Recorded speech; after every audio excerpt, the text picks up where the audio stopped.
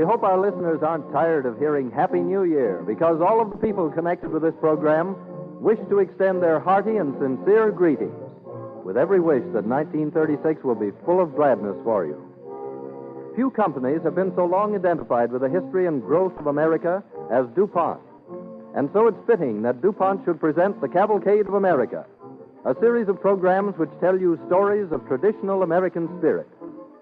It is the belief of the sponsor that a very real expression of the nature and tempo of American life is found in the ideal of DuPont's research chemists. Better things for better living through chemistry. Your comments on this series of programs will be appreciated very much by the sponsor. Just mail them to DuPont, Wilmington, Delaware, or to your radio station.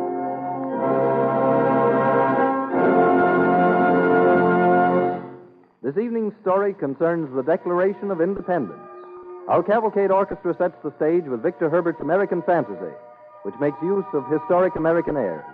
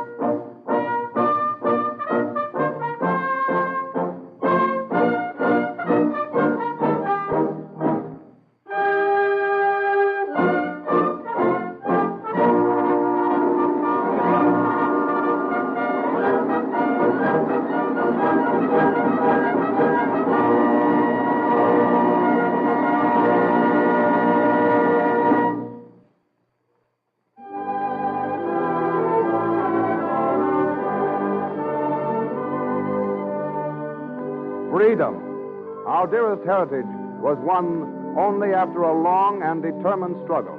And the document which sets forth our reasons for founding an independent nation did not spring into being spontaneously, as many think. Let us go back to a June evening in 1776. On a street corner in the metropolis of Philadelphia, a crowd has gathered. On the near side of the street, two well-dressed middle-aged gentlemen and a young man stop to see what is happening. Hardly an evening goes by without a gathering such as that one yonder. Go over and see what it is, Philip. Yes, Father. Talking politics as usual, I suppose. How will it all end, Mr. Dickinson? Well, peacefully, I hope, Mr. Temple. I stand with our king. Like him, I have no patience with these fellows who are always shouting independence. Perhaps if the king had a little more patience, these cries of independence would not be heard. When did you join the ranks of the rebels, Mr. Dickinson? I thought you were one of the staunchest supporters of reconciliation. I am, Mr. Temple. But I admit that our colonies have been sorely tried. Sorely tried. Bah. This cry for freedom from the mother country is only from the riffraff. It's not popular in the best circles. Well, I can't agree with you there, sir. There's General Washington, Dr. Franklin. Washington is a fire-eater, and Franklin is a supreme egotist. I'm speaking of men like yourself, sir? Well, yes. I owe allegiance to my king, and I brought my son up to think as I do. Father? Yes, Philip? It's a man handing out pamphlets. I brought you one. It's called Common Sense. Common sense. Something that's needed in these colonies. I've seen the booklet. It's a dissertation on independence and the rights of man. Revolutionary twaddle, eh? Well, it should be burned. It's well written. And though I don't agree with the author, it's worth reading. Who wrote it? I don't know. Some say John Adams. Others say Dr. Franklin himself. The whole Continental Congress ought to be strung up. With a few exceptions, such as yourself, Mr. Dickinson. Oh, I'm not the only delegate who wants reconciliation with the Crown. Some of us think that's where our interests lie. Last year, there was a plan to introduce a resolution for independence, but I managed to stave it off. But your Congress sent that renegade Washington to Massachusetts to take charge of a force of rebels. Not rebels, Mr. Temple. Englishmen like ourselves who are proud of our rights. I'm an Englishman, too, and...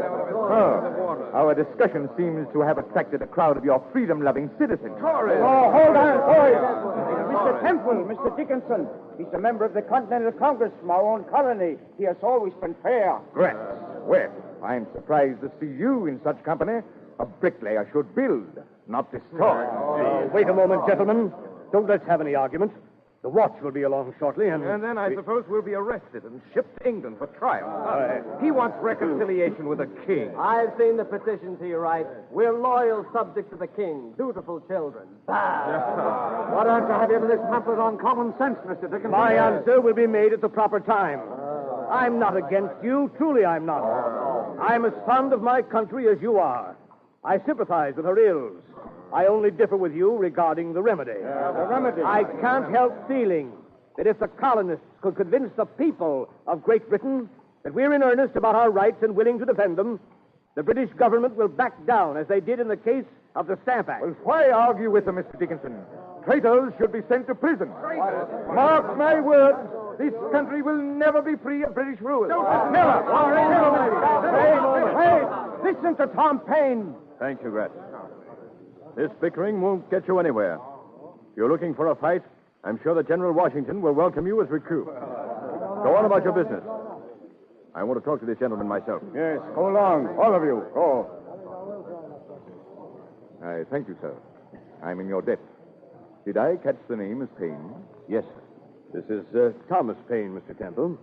An Englishman by birth and an American by adoption. You handle those curs superbly, Mr. Payne. Don't call them curs, sir, lest they turn on you and bite. I felt I must send them away because I am more or less responsible for their overzealous demonstration. How so, sir? It was this treasonable booklet called Common Sense that made them yelp at their betters.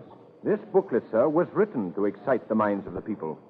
It was conceived as a protest against tyranny and oppression. You are familiar, then, with this seditious pamphlet? I wrote it, sir. What? And my intervention in your behalf was to ask you to read it. You and your son. I'll do no such thing. Nor Philip. Yes, Father, I'll read it. Perhaps it will explain to you why there are men like these who have just left us. What do you mean, sir? We have men like these, sir, because of men like you. Good night, gentlemen.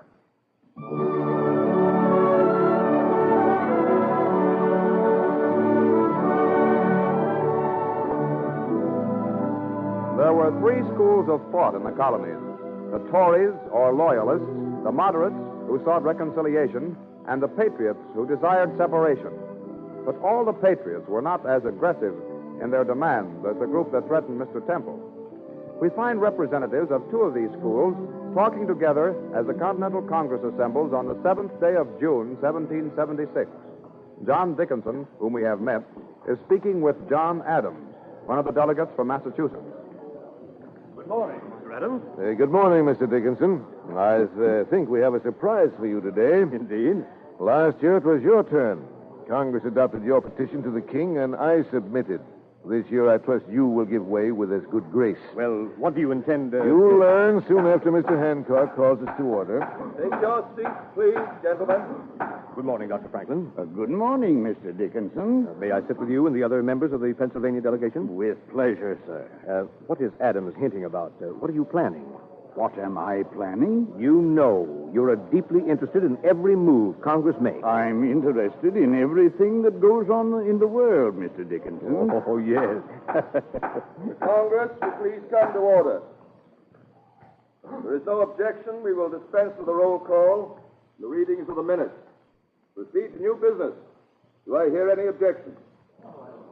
Any objection, Mr. Dickinson? No, Dr. Franklin. I'm waiting to see what new move you and your friends are planning. The floor is open for new business. Mr. Chairman, the chair recognizes Mr. Richard Henry Lee of Virginia.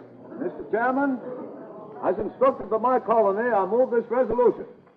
Resolved that these united colonies are, and of right ought to be, free and independent states. That they are absolved from all allegiance to the British Crown, and that all political connections between them and the state of Great Britain is, and ought to be, totally dissolved. Gentlemen, please. Do I hear a second? I second the resolution. The resolution is seconded by Mr. John Adams of Massachusetts. Discussion. Mr. Chairman. Mr. Dickinson. This is far too important a matter to pass without proper discussion and serious consideration. I move you, sir, that Congress resolve itself into a committee of the whole to consider this resolution. I second the motion. Mr. Dickinson's motion is seconded by Dr. Franklin. Why, you, Dr. Franklin, I thought we disagreed. We do, John. But the more obstacles you put in our way, the surer we are of reaching our goal. It's one of the best traits our English heritage has given us. Question. I'll put the question. All in favor of Mr. Dickinson's resolution? Aye.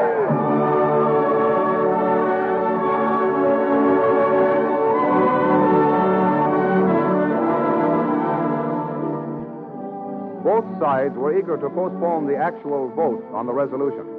But many members felt that it had a good chance of passing, and so a committee was named to draft a declaration stating the reasons for such a resolution. The committee consisted of Benjamin Franklin, John Adams, Thomas Jefferson, Roger Sherman, and Robert Livingston. Jefferson, considered by many to be the best writer in the colonies, was chosen to make the original draft. Let us visit the Gratz house on Market Street, Philadelphia, late in June. Gratz is talking with his wife. But Mr. Jefferson hasn't come down to his supper. I think I should call him. No, don't disturb him. Mr. Adams and Dr. Franklin are with him. There are serious matters being discussed upstairs. Well, maybe Dr. Franklin and Mr. Adams would like some supper, too. Must you always be thinking of food? Important plans are being made for the welfare of our country. Tom Jefferson says that some delegates have been instructed to introduce another resolution for independence this session. Oh, you're always talking politics and worrying about the country instead of attending to your business. More members of the Continental Congress to track up my floors, I suppose. You don't appreciate the honor they do us boarding here in our home. Someday this house will be known as a place where history was you made. wouldn't call it an honor if you had to sweep up after them. Oh, good evening, Mr. Phillips. Good evening, Mrs. Gratz. It's young Mr. Temple, Father. How are you, Mr. Gratz? Oh, come in, Mr. Phillips. Well, how can I serve you? I was wondering if you could tell me where I could find more books or pamphlets like this Common Sense. Has Mr. Payne written any more? I don't know, Mr. Phillips, but I'll ask Mr. Jefferson. He will know. I'd be very grateful if you would. Mr. Jefferson's busy now. He mustn't be disturbed. How does your father feel about your sudden interest in this kind of literature? Father doesn't know. But I'm convinced his ideas are wrong, Mr. Graff. Yeah. Our country must come first, before England or any other place. Don't you think so? Yes, Mr. Phillips, I do think so. My parents came from Germany and settled here. They are like your father. They are always talking about the old country, but I am an American. So am I. And our duty lies, I think, with the new country rather than the old. A place where we intend to live and bring up families. We owe it to future generations so that they may have a happy and a better place to live in.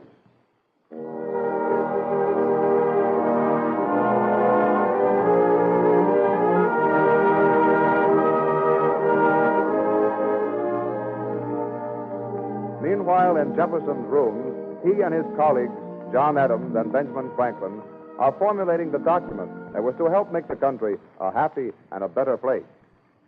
Well, Dr. Franklin, now that you've read the draft, what do you think? As a whole, Mr. Jefferson, I am delighted with it. But I hope you won't be offended if a much older man makes a few slight suggestions. Certainly not, Dr. Franklin. For instance, you say, when in the course of human events it becomes necessary for a people. Now, wouldn't one people be more significant? Yes. Yes, one people. That's right.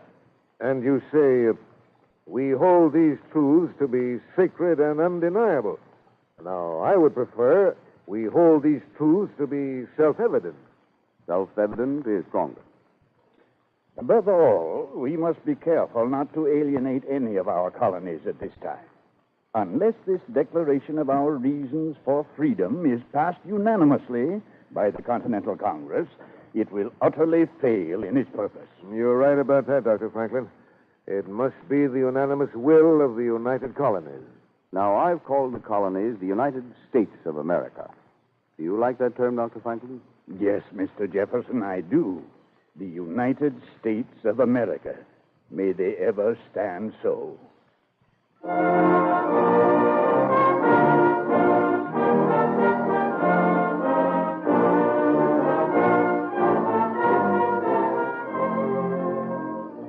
Discussion after discussion caused further postponement of any definite action. On July 1st, 1776, the Committee of the Whole met and advised the passage of the Lee Resolution. The vote was 9 colonies for and 4 against. We find Franklin, Jefferson, and Adams the night of July 1st discussing the situation. 9 votes out of 13. No, it's not enough. If the resolution isn't passed unanimously tomorrow, the rest of the world will never believe our colonies are united. Never believe we are the United States of America. 4 colonies against. Delaware, South Carolina, Pennsylvania, and New York. The Delaware delegation is evenly divided. The New York delegation has no instructions, and none could possibly arrive by tomorrow. The South Carolina delegates feel that their instructions aren't broad enough to allow them to vote affirmatively. Rutledge has called them together tonight. Perhaps his eloquence may persuade them. I'm worried about Delaware. The vote will always remain 1-1. McKean for and Reed against. We can't count on Delaware. McKean told me that he'd sent a postwriter for Caesar Rodney. As the third member of the delegation, he's sure to favor the resolution. Rodney's 80 miles away, and they say he's a sick man. We can't expect him to arrive in time to vote. It's your own Pennsylvania delegation that worries me most, Dr. Franklin. That's a negative majority that no amount of eloquence or persuasion can change. I know. Dickinson and Morris are sincere. So are Willing and Humphreys. 4-3 against. Come in. Good evening, gentlemen. Good evening. Good evening, Mr. Dickinson. I trust I'm not interrupting. Why, not at all. Come in, Dickinson. We were just discussing you. Not too harshly, I trust. Gentlemen, I was much impressed with the vote today. So much so that you wish to change yours, I hope. No, Doctor. I still believe in reconciliation. But I love my country too well to hold out against wishes of majority. I know that independence must pass, and I realize the necessity for an undivided front. My conscience won't permit my voting for the resolution, but I can stay away from the Congress. That would make a tie in the Pennsylvania delegation, Mr. Dickinson. I'm on my way to talk to Morris. If he also remained away tomorrow, you would have a majority in the Pennsylvania delegation. Mr. Dickinson, you and I have long been opponents. Now I want to express my appreciation and gratitude, sir. Of course, I can't promise for Morris. Tomorrow will tell the tale. We must wait for tomorrow.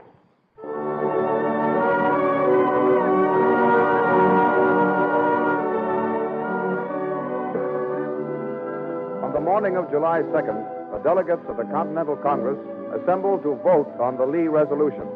Franklin and Adams are seated together not far from the chairman, John Hancock, as the voting proceeds. There's 8.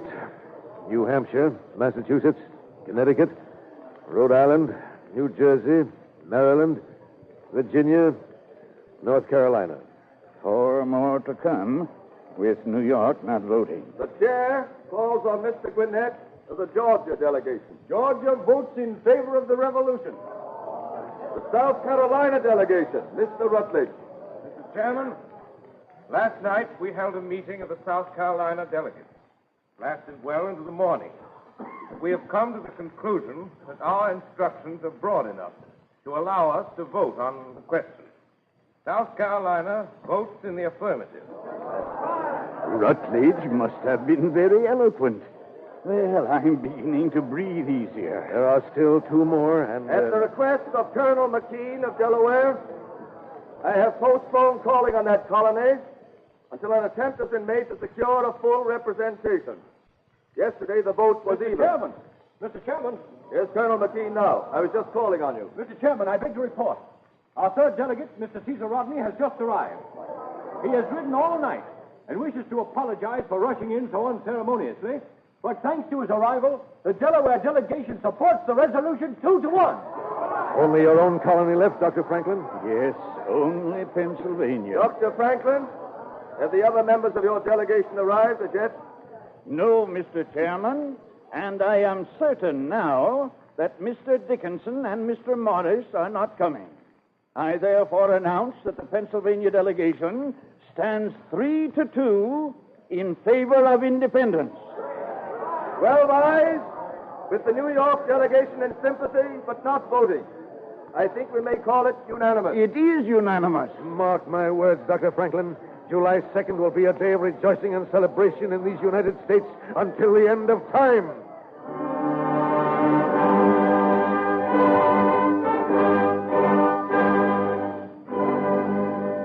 But July 2nd, the day the resolution was passed, is not the day we celebrate. On July 4th, after much discussion as to its wording, a formal Declaration of Independence, little changed from Jefferson's original draft, was adopted unanimously by the assembled representatives of the United Colonies. On July 8th, the people of Philadelphia are gathered outside the State House to hear the Declaration read by John Nixon. On the outskirts of the crowd stands young Philip Temple with his father. I can't see why you dragged me here, Philip. You've read that document yourself at Mr. Jefferson. You almost know it by heart. We can't hear anything here anyway. I want to see how the people take it, Father. People, eh? I notice not many of our friends are here. Many of our friends have fled the town, Father. Yeah, that is true, sir. I'm glad you're staying. I'm waiting to see the outcome of all this. Anyone can put words on paper, but will they live up to their word? Will they sign this declaration? Indeed they will, Mr. Temple. I'm sure of that. We'll see, Gratz. This is a great occasion, isn't it, Mr. Gratz? A day to remember, lad. I'm glad to see you taking an interest, Mr. Temple. I feared perhaps you'd left town with your friends. Father's staying in Philadelphia, but I'm leaving town, Mr. Gratz. You, Philip? Tomorrow I start for Boston to join General Washington. Oh, good lad. Does your father approve? The boy's of age. If I tried to stop him, your Liberty boys would try to run me out of town, I suppose. Don't mind what Father says. I really think he's rather proud of me. Mr. Nixon has finished reading the Declaration. Those men in Congress have pledged their lives, their fortunes, and their honor. Could I do less? Every church bell in Philadelphia seems to be ringing. Yeah, ringing in a new era.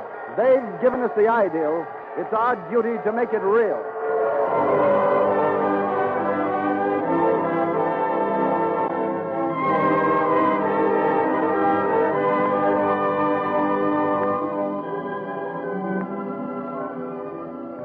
On August 2nd, the delegates assembled. 56 signatures were affixed to the document, each man pledging his life, his fortune, and his sacred honor to uphold the principles of freedom and equality so that we and future generations should have life, liberty, and the chance for happiness. There are no braver names than these in the Cavalcade of America. The American spirit of independence is well exercised by the American housewife as she does her daily shopping. A good example of Mrs. Housewife's firm intention to get the things she buys in first-class condition, fresh, clean, and sanitary, and to see exactly what she's buying, is shown by the revolutionary improvements in packaging during recent years, particularly transparent wrapping. The story of transparent wrapping, or cellulose film, which is another name for it, is a mighty interesting story of chemistry. First manufactured in 1898 in England to wrap the famous Pears soap, and improved in 1908 by a French chemist, this material is now made in the United States. DuPont makes and sells it under the trademark cellophane. Maybe you have seen, or you will see, the recent spectacular moving picture A Midsummer Night's Dream, in which 700,000 yards of cellophane were used to create the beautiful illusion of fairyland. Or you may have seen pianos and automobiles wrapped in cellophane. But these are the novel and unusual uses. The importance of cellophane to you is the way it protects your health by guarding things from dirt and germs, and also the way it keeps foods fresh and delicious. How can man produce a substance as shimmery as a moonbeam and as elusive as thin air out of the towering spruce tree? Because that's exactly where cellophane cellulose film comes from. Chips of spruce wood go through various chemical processes to end up as a thick liquid. Then an amazing transformation takes place in one step. As the liquid cellulose is forced through a long, narrow slot, it flows evenly into an acid bath, and the instant it touches the acid, it coagulates and becomes solid.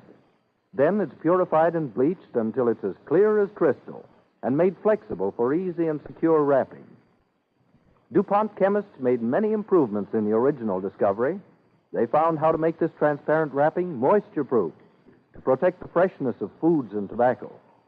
In short, the thing to remember is that cellophane cellulose film is something chemistry has created to protect you by protecting the things you buy. It well illustrates the creed of DuPont research chemists: better things for better living through chemistry. This program has come to you through the courtesy of DuPont, one of America's oldest enterprises, makers of chemical products since 1802. It's one of a series of programs in the Cavalcade of America, presented by DuPont each Wednesday evening at 8 o'clock Eastern Standard Time over the Columbia Broadcasting System. When presented on the air, each program also contains a short, interesting story of chemical achievement, illustrating the DuPont chemist's creed: better things for better living through chemistry.